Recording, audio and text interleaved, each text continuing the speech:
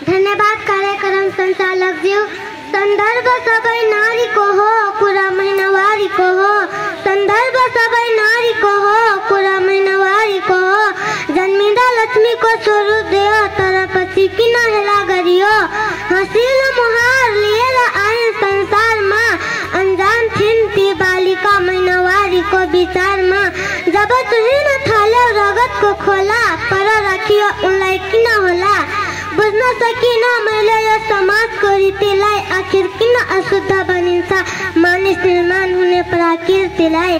बिस्तारै चाल पाउँदै गए पनि समाजको अघि खुल्न सकिनन्। महिनावारीको दुखाइलाई भन्दा परिवारको हेलालाई भुल्न सकिनन्। माया पाउने बेलाको घृणालाई उनले बुझ्न सकिनन्। हाँसोको विषय बनाइदिए पुरुष महिनावारीलाई। 4 दिन त छुनु नहुने बनाइदिए हाम्रा नारीलाई। आखिर गल्ती नै के छ यहाँ नारीको। हाम्रो समाज भन्दा कति फरक छ, हेर त्यो संसार समुद्र पारीको। मेरो समाज कति वर्ष लिएर पुरानो सोच, अब अघि बढ्न त खोज। महिनावारीलाई बन्न नदे नारीको बोझ, महिनावारीलाई बन्न नदे नारीको बोझ। धन्यवाद। मेरो नाम नाजिया जागा, म कक्षा 3 मा पढ्छु। म एउटा गीत गाउन गइरहेको छु। गीतको शीर्षक हो हाम्रो समाज। हाम्रो समाज कम्ती